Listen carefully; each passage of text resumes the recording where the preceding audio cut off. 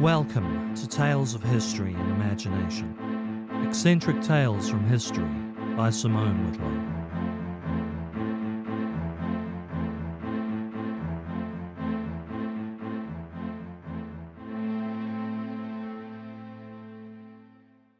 Just before 7 a.m. on a chilly winter day, two groups of men boarded a train from the bustling trading town of Pueblo for El Morro, a sleepy mining town near the New Mexico border.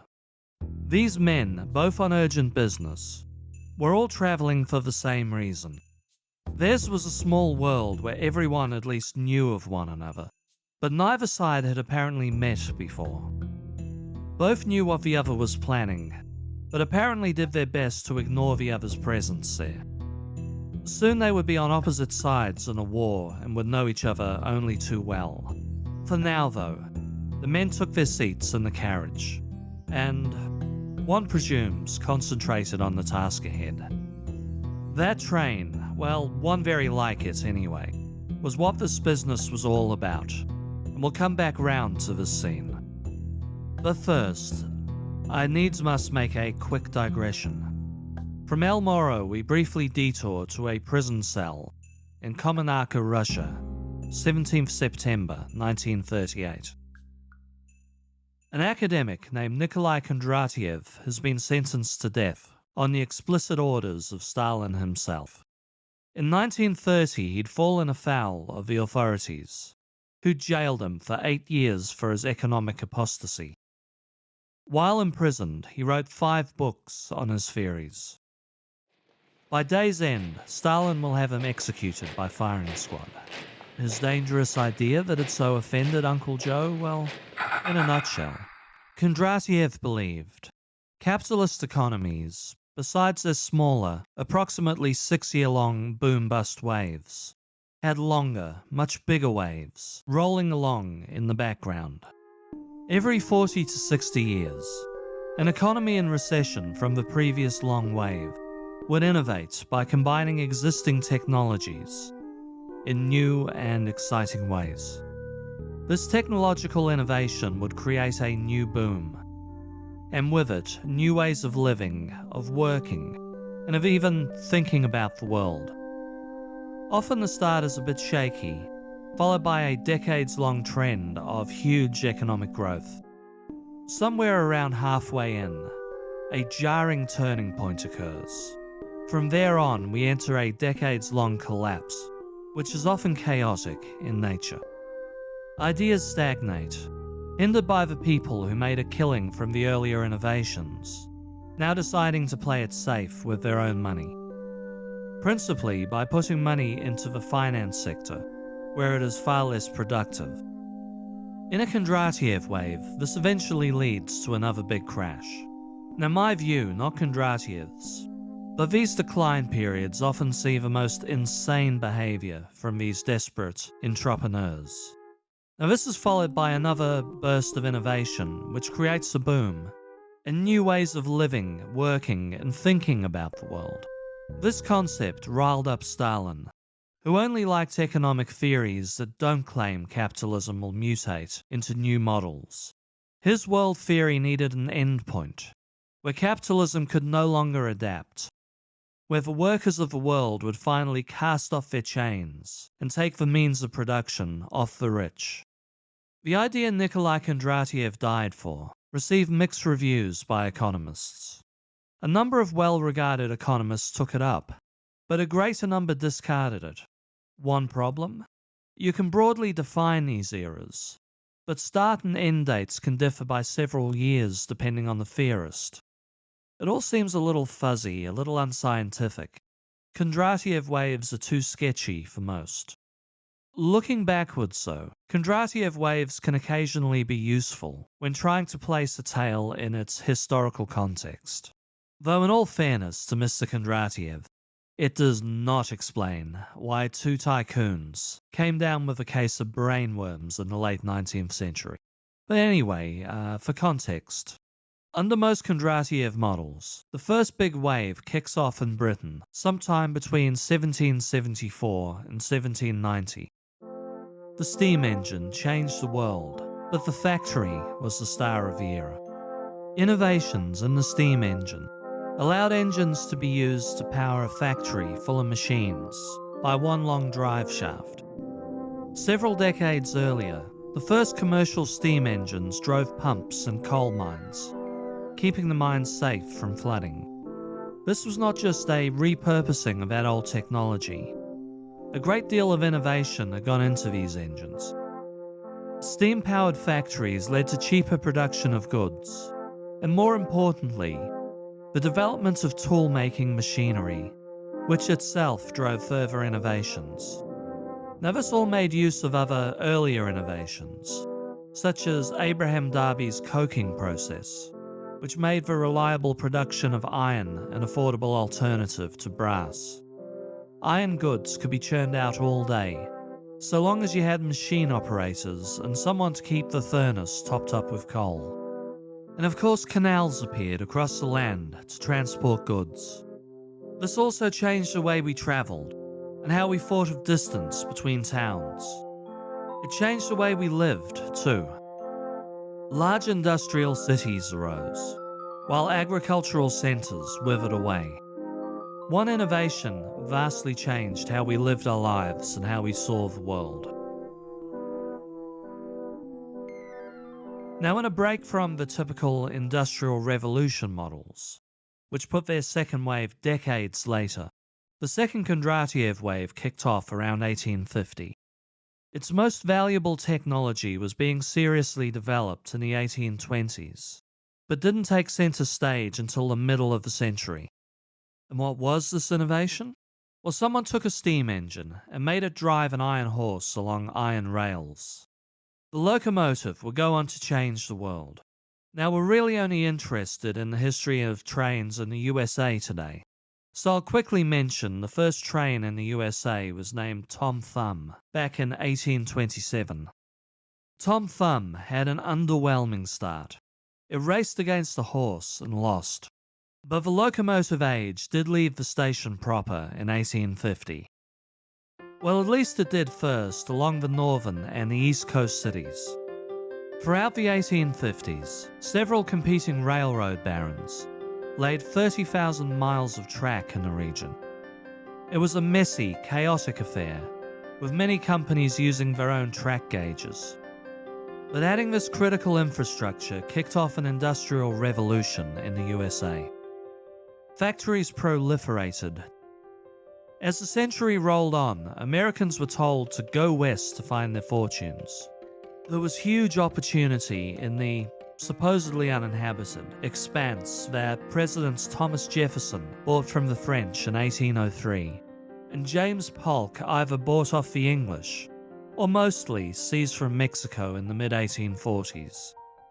Of course, there were already plenty of people on these lands. We'll put a pin in that subject for now. In the midst of the Civil War, Abraham Lincoln launched the first of several Homestead Acts that gave people free land if they settled it and held onto it for 5 years. Gold strikes and other mineral windfalls like the California Gold Rush of 1848 were pull factors that brought people in.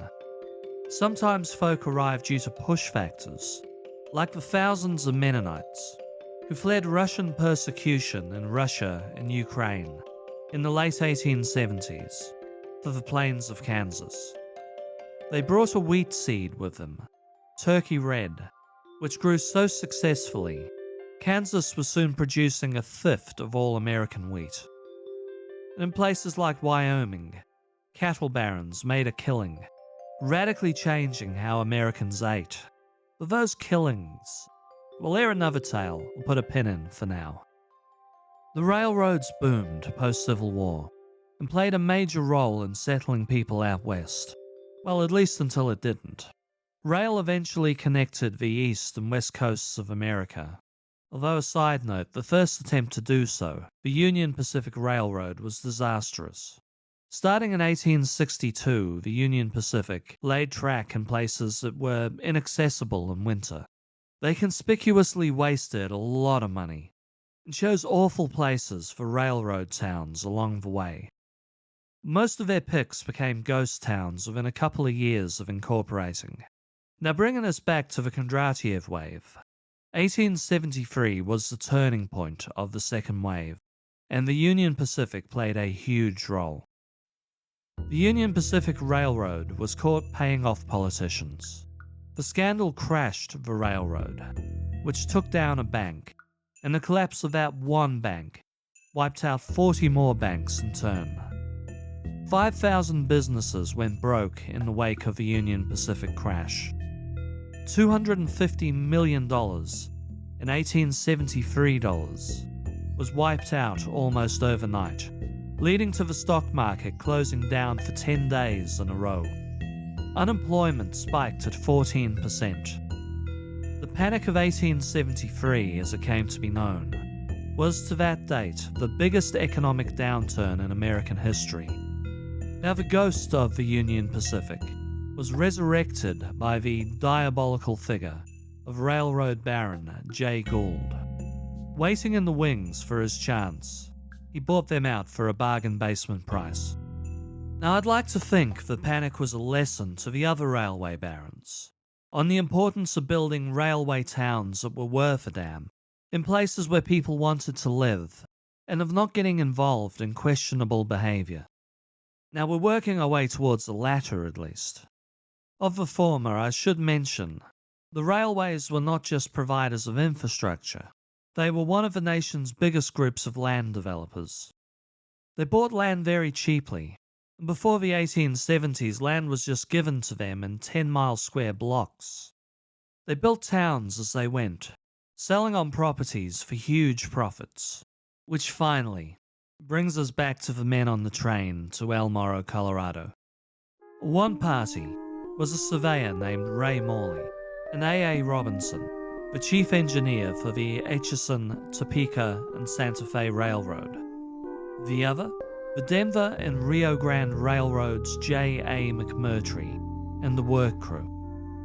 The Rio Grande Railway was the brainchild of General William Palmer, a Civil War hero who found peacetime work in the railroad industry. In 1871, he struck out on his own into the Colorado area, laying a smaller than average gauged boutique track through the state. Palmer was not a terribly well-loved man, owing to having played hardball over which towns would and wouldn't get trains following the Panic of 1873. This was keenly felt in Canyon City, who Palmer snubbed after they refused to pay him $1 million for a train line. Also, unlucky in love, General Palmer met and fell in love with the daughter of a Pennsylvanian politician named Mary Lincoln Mellon, known to friends as Queenie. She accepted his marriage proposal just 2 weeks after they first met, but then got cold feet and refused to move to some rustic frontier town. He built Queenie the town of Colorado Springs solely to woo her. Queenie married the general and moved to Colorado Springs, but by all accounts she hated it there. Their marriage slumped into lovelessness and infidelity. The Santa Fe Railroad also started off as the pet project of a larger-than-life figure, in this case Cyrus Holliday, the first mayor of Topeka, Kansas. But over time, the Santa Fe became a faceless corporation, run by a board of directors in Boston. These board members were initially hands-on, but then the railroad developed the cattle town of Dodge. Dodge was most definitely not Colorado Springs, and soon devolved into the stereotypical Wild West town of Western movies, full of saloons, gamblers, working girls, and gunfights at high noon. The board decided they really didn't want to know what was going on in Dodge, and handed all the day-to-day management over to a general manager. After several failed attempts to clean up Dodge, the town appointed Wild West legends Wyatt Earp and Bat Masterson as deputies, which calmed Dodge down somewhat. Throughout the 1870s, a smart, decisive company man, although hardly a larger-than-life show pony, rose through the ranks of the Santa Fe. This manager, and soon-to-be General Palmer's nemesis, was William Barstow Strong. The two men met for the first time in 1877, where Strong offered a decent sum of money to lease the Rio Grande off Palmer, making a lifelong enemy in the process. Strong may as well have asked to rent Queenie while he was at it. Although not a lot is documented about Strong's personal life, it seems reasonable to leave him simply a big cog in a bigger, faceless machine. Both companies had long-term plans to push beyond the boundaries of the state. They even hoped to reach the West Coast one day, but both companies were badly hurt by the Panic of 1873. Their plan in the short term appeared to be to work on smaller projects. But would it really hurt to send someone to look at a path into New Mexico? There was really only one suitable path: to follow the old, treacherous Santa Fe Trail and then cross the Raton Pass into New Mexico.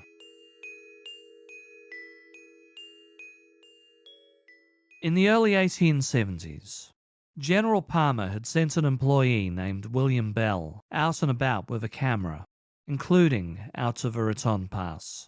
At the time, he had the area scoped out and noted a possible route through.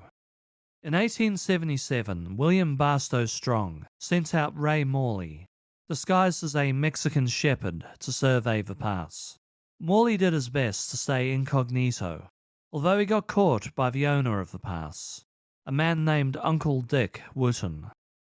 Morley and Wooten became friends, and Wooten agreed to sell Morley's employers the land if they made an offer.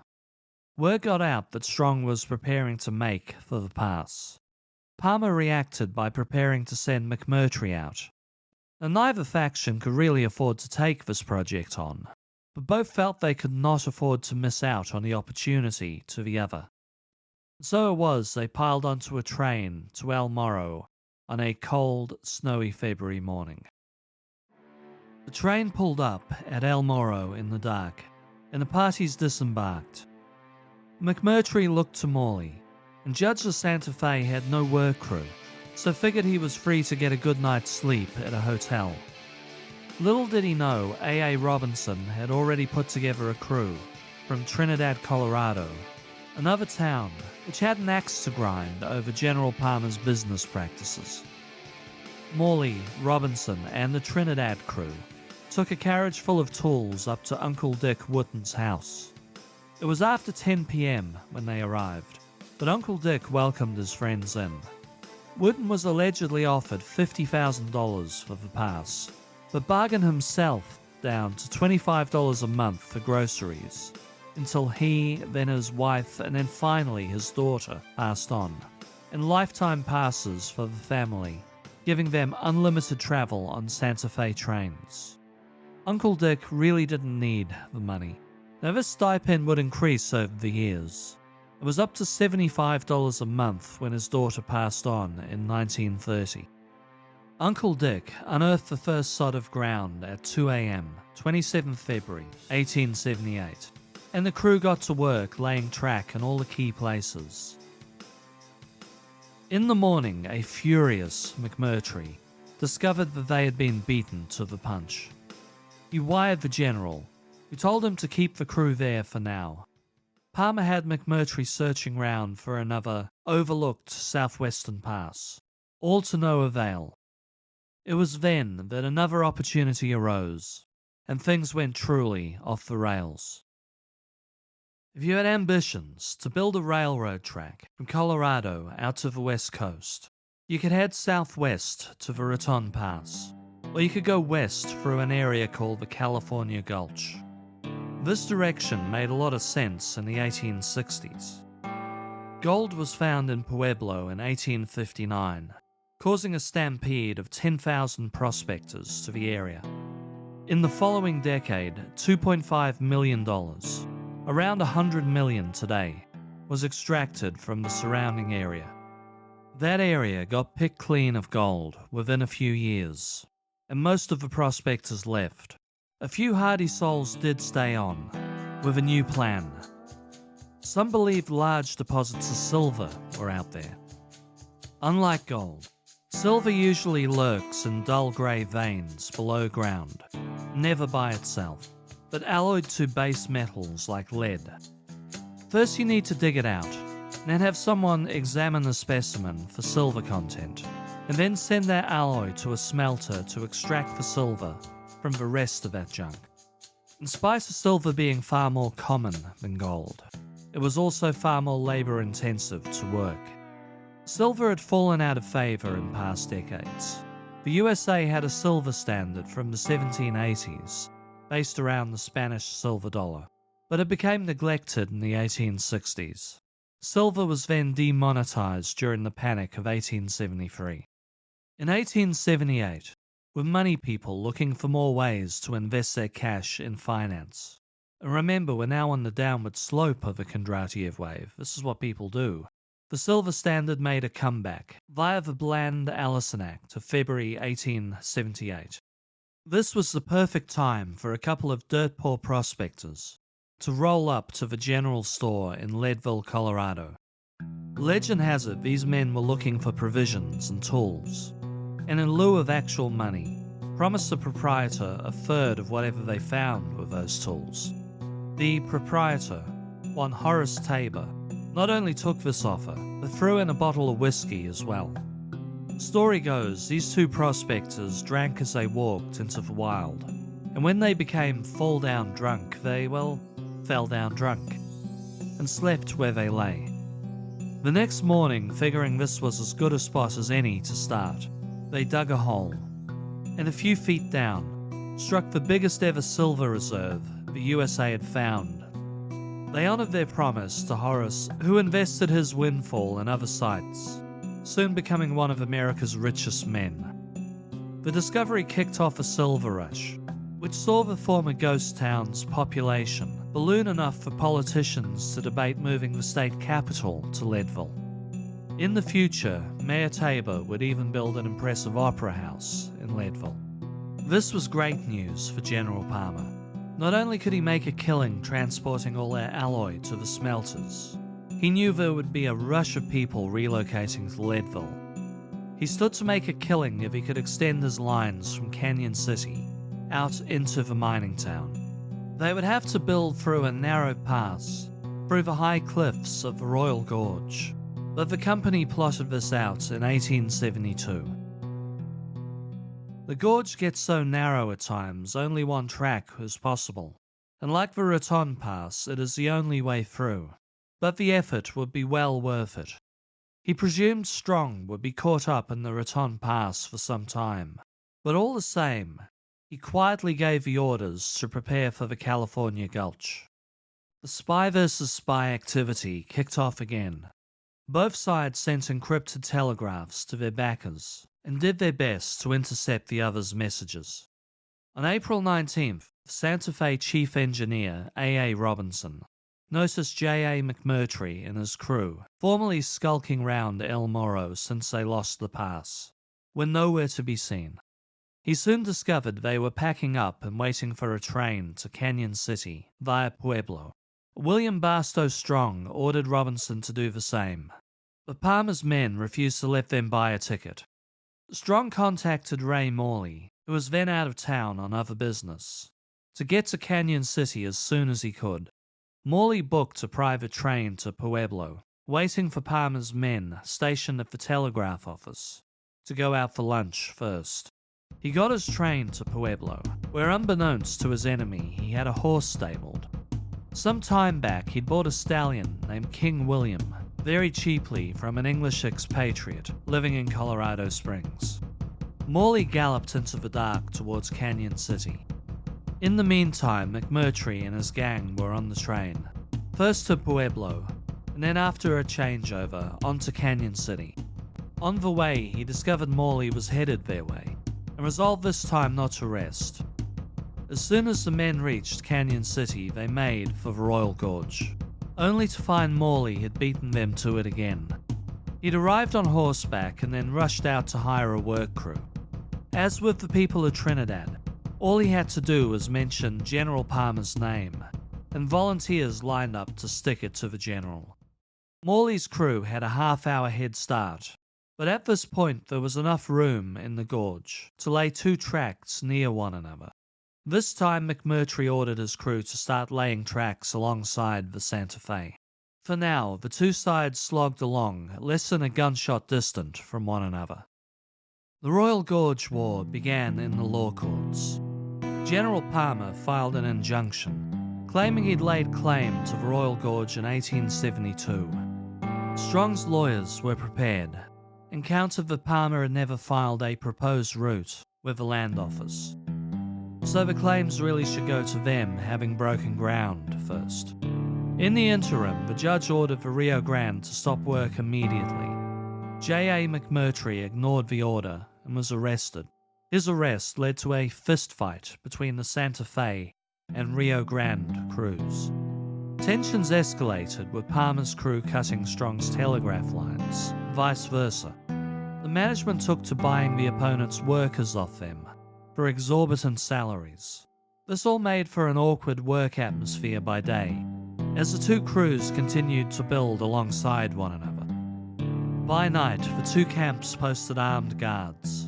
The guard posts were close enough that the guards regularly dared the other side to just go on and take a shot. As everyone waited on the courts, General Palmer sent a gang up into the cliff tops, several hundred feet above the lines. The men built a fort and threw rocks down on the Santa Fe rails, causing a landslide. Strong reciprocated, sending Morley up the other side with his own gang. They built their own fort and threw their own rocks at the Rio Grande tracks. Men in forts fired shots upon the men in the other forts and waited for things to escalate. When the courts came back with a decision, nobody was happy. Both companies were allowed to build their own line, but when the gorge reached pinch points, where only one line was possible, a gauge which accommodated both companies' trains had to be used. General Palmer was apoplectic and lodged an appeal. In the meantime, the state militia was sent in to keep the peace, and the gangs in the forts were ordered away. But this ugliness continued. The Royal Gorge made up only 20 miles of the journey to Leadville. Once clear of the gorge, the advantage would be Palmer's. The tracks to Canyon City were Rio Grande tracks, and he could slow the Santa Fe down by refusing their cargo on his trains. This caused Strong to go to his backers for more money. He then threatened to build lines alongside every last mile of Rio Grande line. This would cost a fortune, but would have put an end to the Rio Grande. The Santa Fe had bigger trains running on regular-sized tracks, so they could carry more cargo. Their carriages were more spacious. Both men chased up more money from their backers. Some of that money was now going into the hiring of gunslingers for security. Now at this time, a war wouldn't seem altogether unreasonable to either man. Just across the border in Lincoln County, New Mexico, a war broke out between two business factions in July 1878. An Englishman named John Tunstall arrived from Santa Fe and opened a dry goods store in 1876. He threatened to break the monopoly of the Irish Catholic businessman then running the county. Tunstall's 1878 murder kicked off a war that would eventually lead to the deaths of 23 men and left dozens more seriously injured. The deaths included the legendary outlaw Billy the Kid. The Lincoln County War was too wild for the lawmen to rein it in, and only ended when the army were deployed in 1881. Palmer and Strong knew they could ramp it up to a couple of hundred men a side if needed, and if they did so, no local sheriff or court could stop them. In the meantime, the crews built onwards towards Leadville. General Palmer waited for his appeal to reach the Supreme Court. By October, everyone was still tense. The Santa Fe, by far the wealthier corporation, stayed the course. General Palmer, on the other hand, was nearly broke. His share price had taken a tumble, and financial backers were now demanding he put an end to the feud. William Barstow Strong complicated matters by sending a message to the Rio Grande. Again, he offered to lease the company off them for a 30-year term. Palmer fought the offer, but the investors insisted that the Rio Grande be leased to the Santa Fe. A figure was agreed upon. General Palmer insisted Strong pay the lease monthly, Strong agreed. Palmer also insisted that the Rio Grande keep building towards Leadville, and that once the lease ran out, he expected the Rio Grande would take those lines back. Strong agreed to let the Rio Grande continue building, but in no way would they ever keep the line to Leadville. Panicked and looking to buy more time, Palmer rushed to Boston in November. He demanded a cash bond of $150,000 to cover any future damage to Rio Grande equipment. This was reluctantly agreed to, but the Santa Fe board told Palmer they would pay half now, and the other half when he handed the keys over. Palmer continued to find ways to drag his feet, but this only tanked the stock price further. The investors had had enough, and they demanded Palmer hand the keys over on December 1st, 1878. He did so only at the stroke of midnight on the 14th of December. But General Palmer was not done yet. He refused to cash the Santa Fe's monthly checks. Palmer would claim the Santa Fe defaulted on their payments, and then he planned to tear the lease up and repossess the business. Strong responded by putting ticket prices up on all Rio Grande trains. Where the two had coexisting services, this drove businesses to the Santa Fe trains, and where the Santa Fe didn't, in towns like El Morro, locals packed up and left in droves. This turned a number of settlements into ghost towns. Colorado newspapers generally turned against the Santa Fe. Reporters branded them greedy and heartless. Many of the people of Colorado started to remember General Palmer fondly and wished he could take his railway back off the Santa Fe. Meanwhile, dozens of men of violence loitered, waiting for orders. They drank and got ornery and continued to make locals nervous. The Supreme Court finding loomed, but General Palmer was at the end of his tether. He continued to discard the Santa Fe checks and sent his men out to hire an army of gunslingers to repossess his railway. Strong reciprocated by adding to his own army. A fortune was spent by both sides on hundreds of men, guns, and armories full of ammunition. Thuggish men like Bat Masterson and Doc Holliday awaited orders at several key locations. Tensions rose and a handful of gunfights broke out in the streets between the armies. Then on April 21st, 1879, the Supreme Court announced their decision. They sided with the Rio Grande over ownership of the Royal Gorge Line. But did this actually mean anything, given the Rio Grande was now under Santa Fe control? The Supreme Court gave no opinion on that. In May, the armies prepared for war. Strong went to the county clerk to call in the state militia, only to find the Rio Grande had kidnapped him. Again, telegraph lines came down. On June 11th, General Palmer sent his army to repossess his property. Palmer's army closed in on all the stations, and Strong's men fought back, opening fire on the invaders. But as a rule, as soon as they were served legal papers to cease and desist, they laid down their guns and left. After several ugly standoffs, papers were eventually delivered to besieged Santa Fe gunmen. In Pueblo, things did look to get really nasty. Both armies had close to 100 men aside. The Santa Fe army, led by Bat Masterson, was holed up in a roundhouse used to move trains around. The armies exchanged gunfire with one another. Eventually, J.A. McMurtry's men forced the door open and then flooded in to take the roadhouse. Papers were served. This is where I have to throw a Deus Ex Machina into the mix. Or should that be a Diabolus Ex Machina? A demon on a wire. The constant fighting left the Rio Grande drained of funding.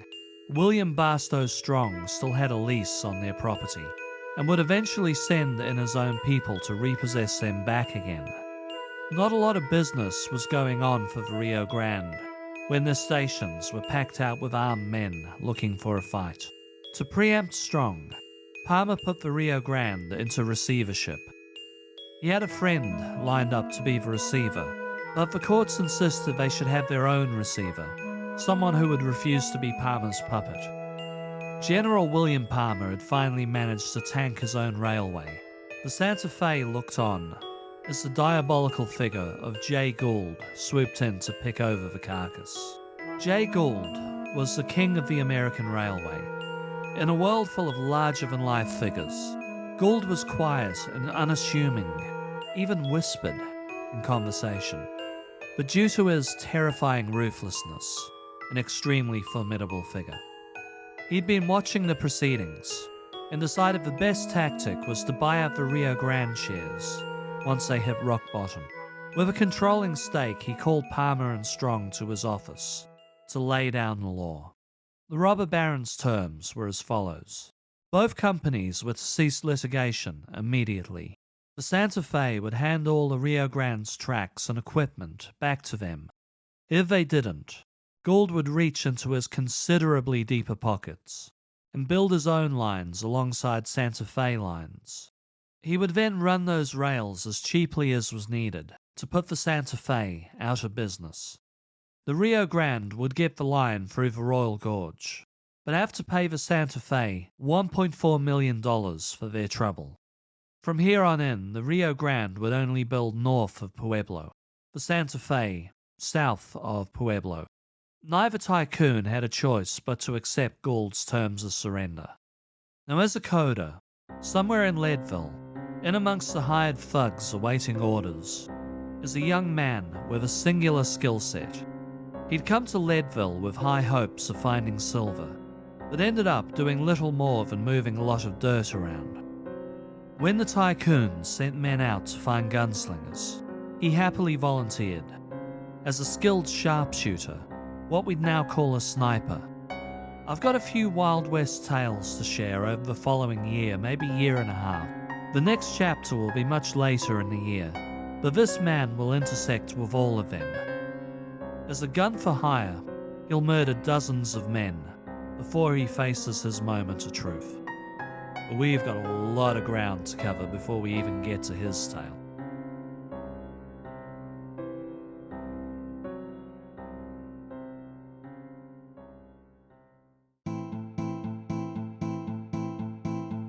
Thank you for listening. This has been Tales of History and Imagination. All episodes written and narrated by me, Simone Whitlow.